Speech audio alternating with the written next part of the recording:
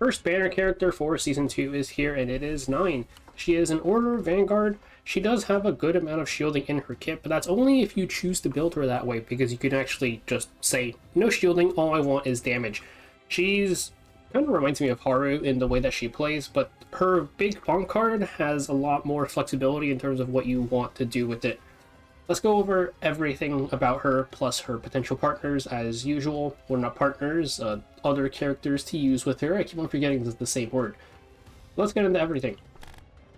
So, the first thing we want to explain is actually this card, Fighting Spirit. This card is actually your potential copy target, depending on your build, because you activate one highest cost attack card of this unit in hand, and then exhaust those cards.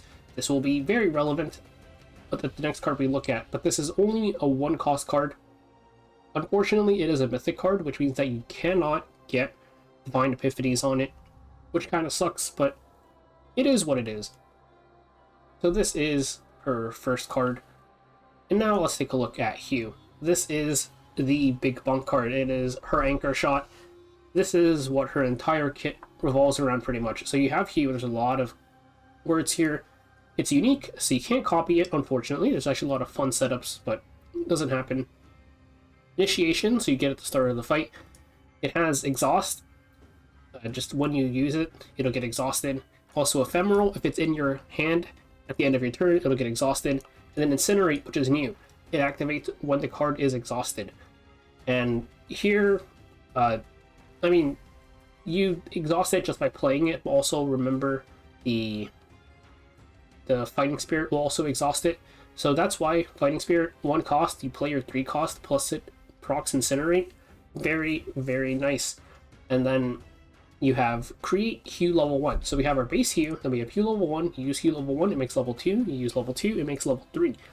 And level 3 does cost 1 less, but it's still very expensive. You're just going to be using Fighting Spirit to play it pretty much. Once you play level 3, you're done, because your Incinerate effect will give you a new Hue, but only at the start of your next turn, so you can't make any more Hues for this turn. And now let's take a look at her Epiphanies. They have different names too. We have Ironclad, which is just the base one, but better, but you have 240% shield. You play Ironclad 4 times. That is a lot of shield, 960% shield. So this is the one you want to use if you're, let's say, doing Spiral Tower, getting hit pretty hard, Red Thorns are annoying and you want the shield, then go for this one. The second one, Extreme. This one, it says it cuts your damage a little bit, but not really, because there's 5 now.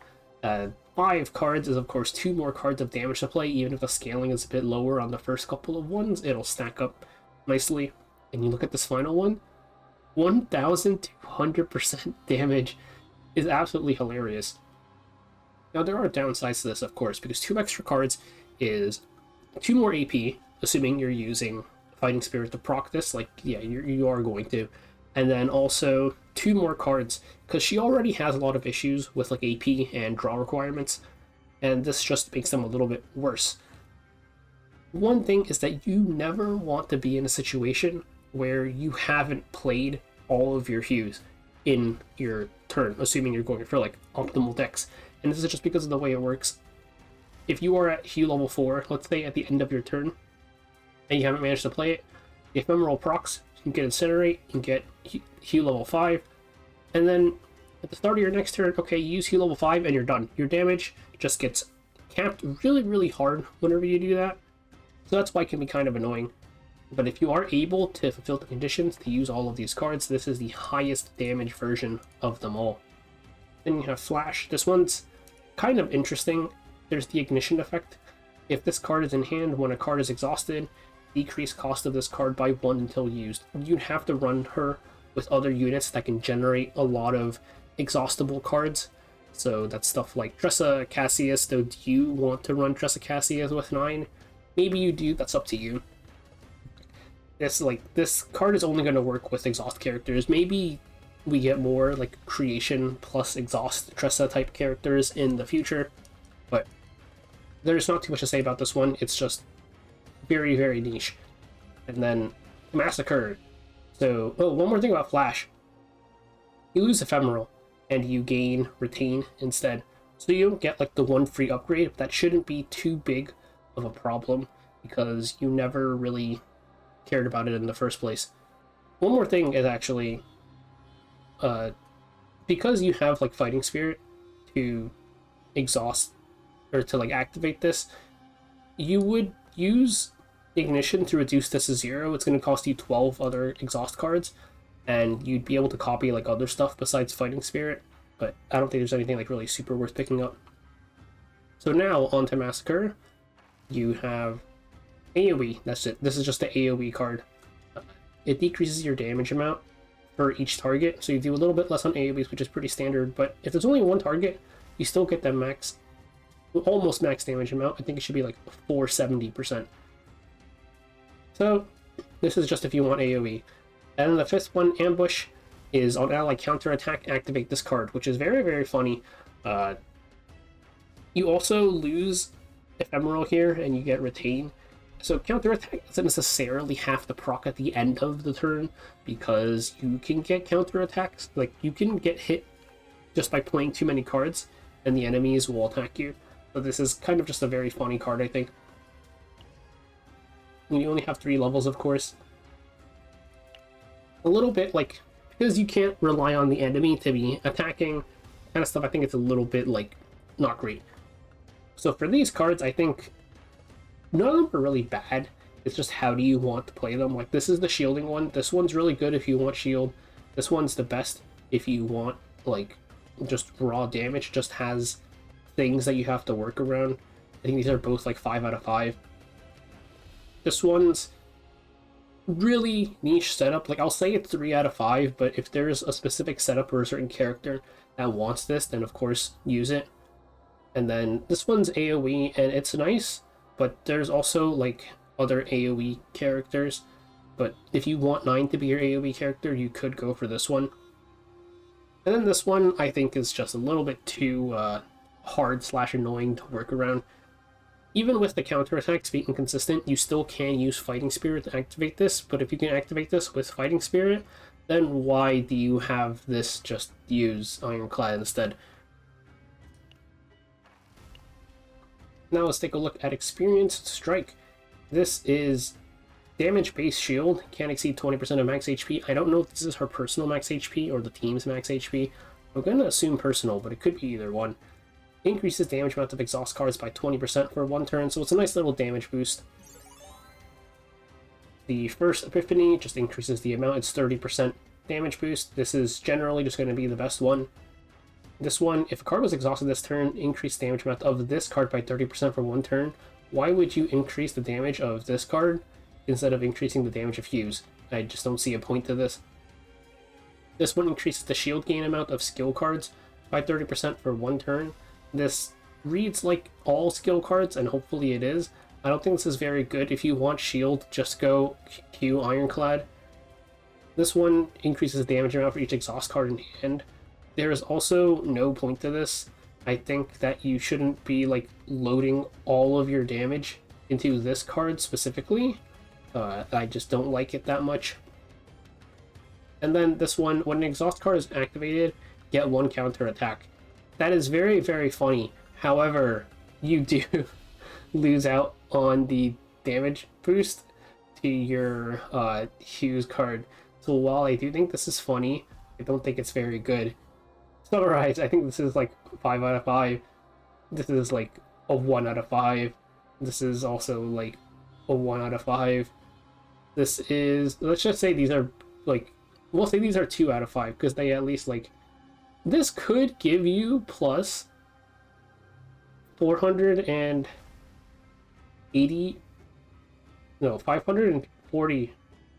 damage technically. Whatever, these are all not, just take the first one, Fatal Strike. Okay, I don't think this card is very good regardless of what you're doing. So the first one increases damage amount for each cost of the highest attack exhaust or highest cost exhaust card in your hand, then exhaust that card. The one upside to this card is that this can help you save on AP costs if you really need it. Because it'll play your base Hue for you, and you really want it to be that base Hue because it doesn't activate the card, it just exhausts it. So it'll proc Incinerate, sure, but you're not going to get the actual damage from it or any other secondary effects, which is kind of rough. The damage increase is going to be for the card's damage, as far as I know. And it's just, if you need, like, the AP, then take this. Otherwise, yeah. This one increases the damage amount by less for each cost of the highest cost card in hand, but it costs 2. In exchange, you don't exhaust the card.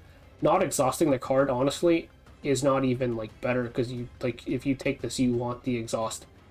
This one is bait. So it has ignition, so if you exhaust 5 cards, this will become 0 cost. You change hue in hand to its final level. I don't know if you even want to do that, because if you jump to the final level, you can't generate more hues. You're gonna lose out on a lot of your damage, and probably most of your damage. I don't see why you would go this. It's really weird, yeah. So I think this is kind of bait. This one, exhaust 2 random exhaust cards of other combatants in your hand, and then increase the damage of the next attack card of this unit used by 30% until used. This just sounds like way too much work to set up. Like, you can exhaust other combatants' exhaust cards and get 60% damage on your hit, but it'd have to be, like, because it's random, you'd have to make sure that, like, it's specifically the cards you want exhausted. Maybe that you could have people hold some nice Incinerate-related, like, neutral cards from the season or whatever. It just sounds like a lot of work for not too much payoff. I could see, like, people using this for a very specific setup, but it sounds like way too much work.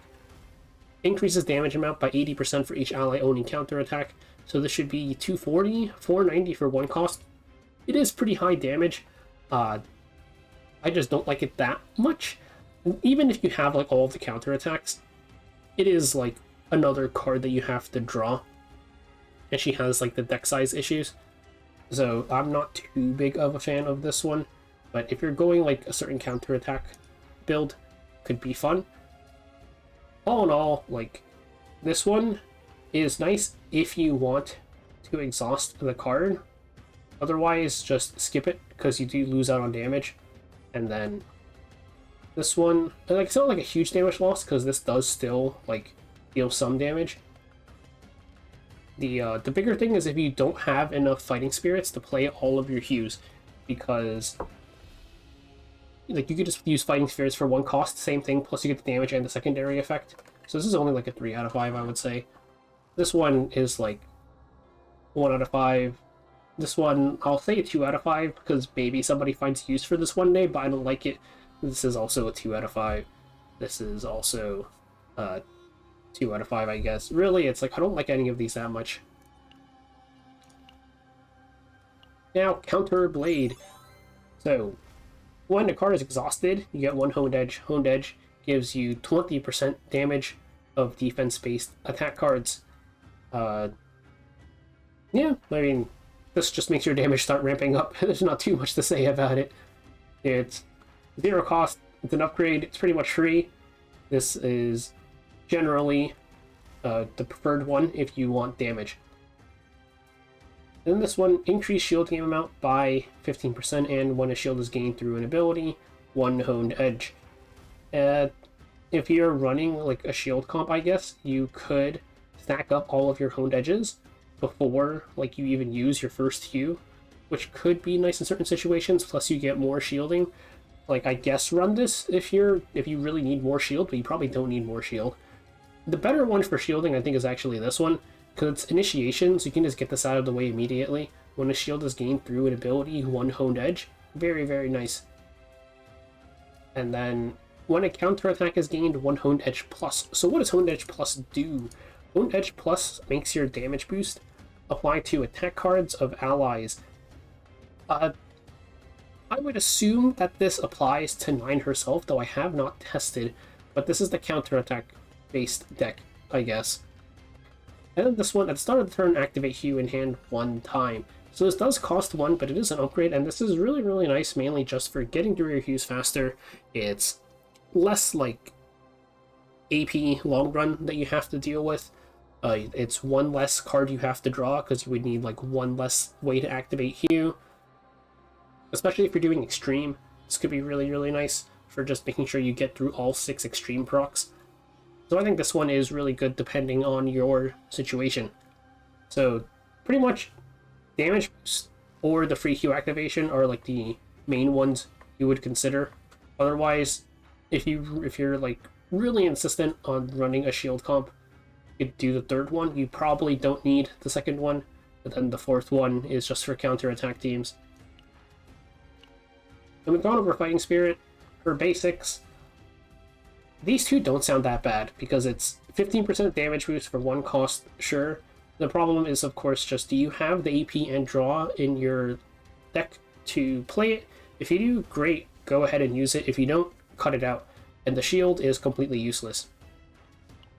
Her ego skill, AoE damage plus 50% for the combined cost of the two highest cost cards for each AP, and exhaust those cards. So this one is, be careful when using this, because let's say you exhaust your Hue, right? The one thing is that it exhausts the cards, but it won't activate them. So your Hue, you won't get any sort of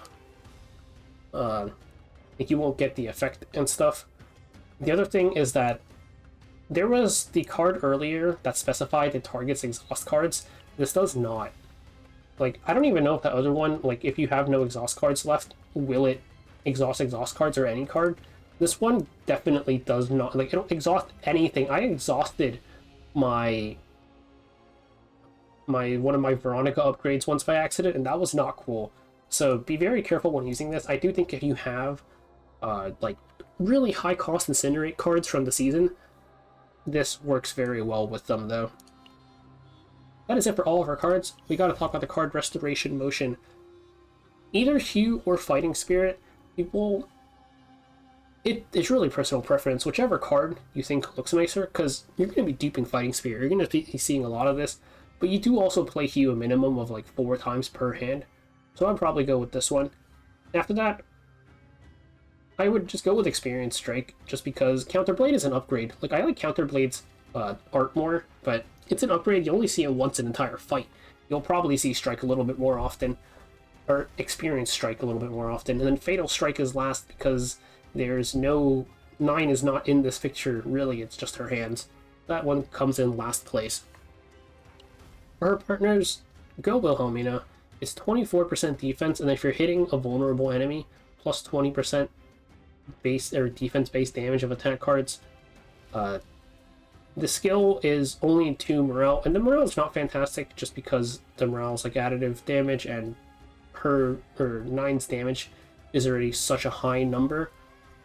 Her personal partner is Alsea. I don't know how to pronounce that. You get 8% damage, or 80% defense, 16 less defense.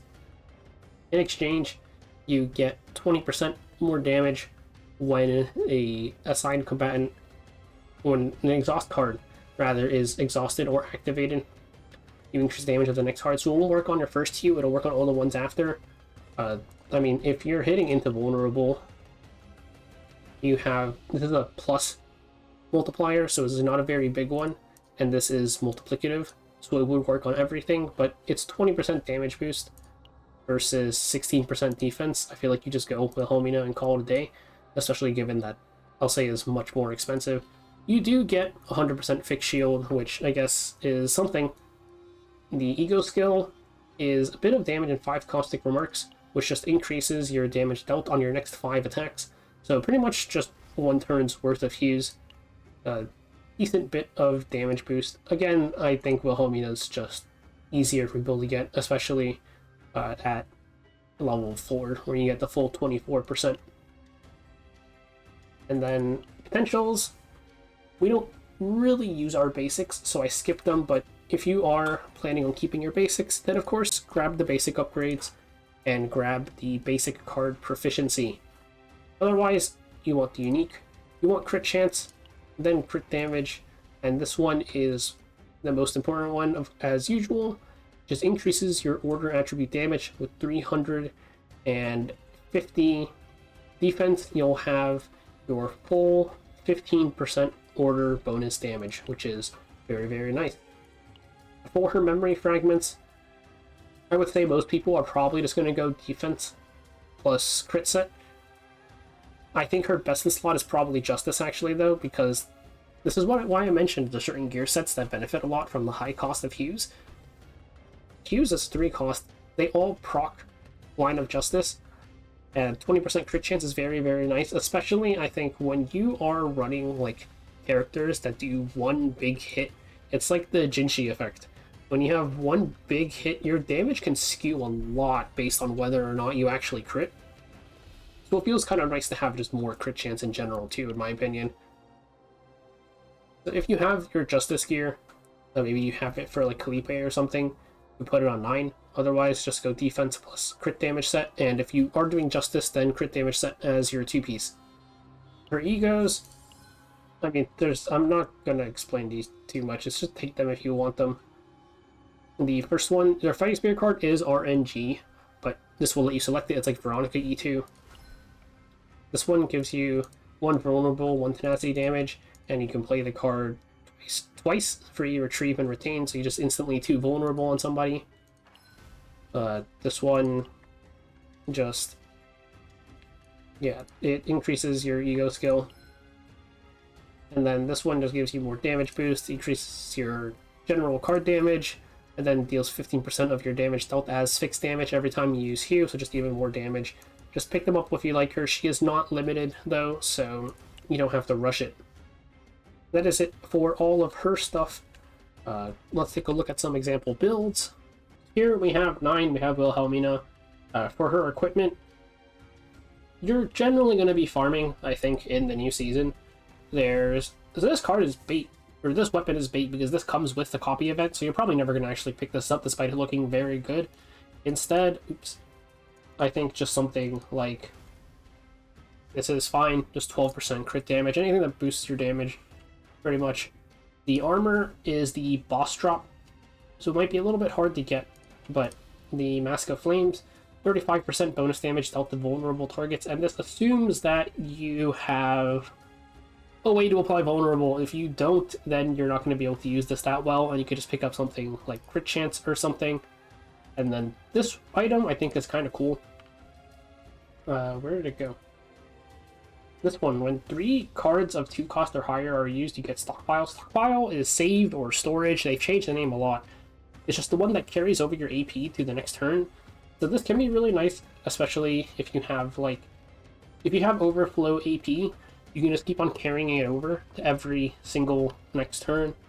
This one is also, I guess, decent, 30% damage boost to 3rd attack card, and this is kind of useful just because your damage gets higher and higher with each hue, so the damage boost means a bit more on the last hit compared to the earlier hits, but it is also only on that last card. You have a couple of options here. Gear set, again, it's either the crit chance one or you go defense set here, or you go crit chance or crit damage set here. So for the cards, this is with Extreme, the one where you have 5 cards, you have to play it 6 times. We have 4 copies of Fighting Spirit, so it's 4 plays. The upgrade gives us 1 play for free, and then assuming you keep Fatal Strike, this will be our 6th play.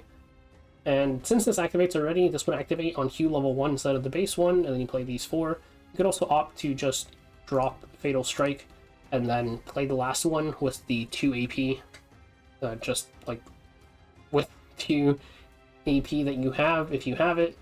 Yeah, you'd have to have a lot of AP in your overall deck. But let's get Fatal Strike back in here just as an example.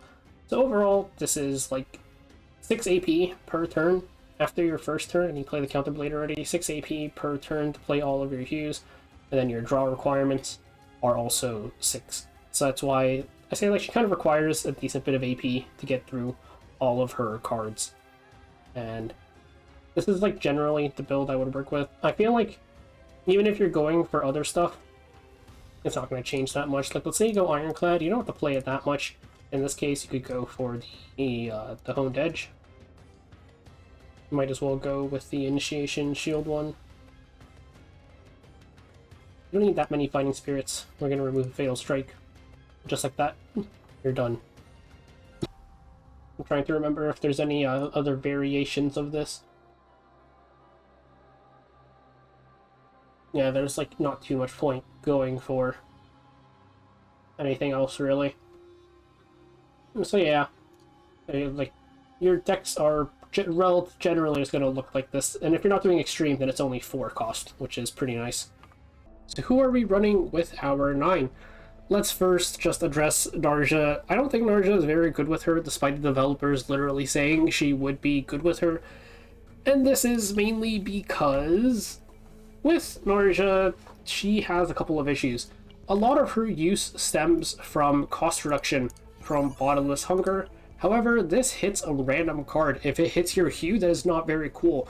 And you could say, well, if you hit Hue 3 times, it'll cost 0 and you can just play it. But I could have just hit Fighting Spirit once and I play my Hue for 0 cost. So because of the randomness, it can be a little bit annoying to work with. Especially because every single time you activate Hue, like let's say you hit your Hue and your Fighting Spirit, you play your Fighting Spirit, that Hue cost reduction is gone. You just wasted your cost reduction. That is one of the issues. The other issue is, well, she buffs a lot of damage. She has the 100% defense-based damage here. She has the plus 100% defense-based damage here.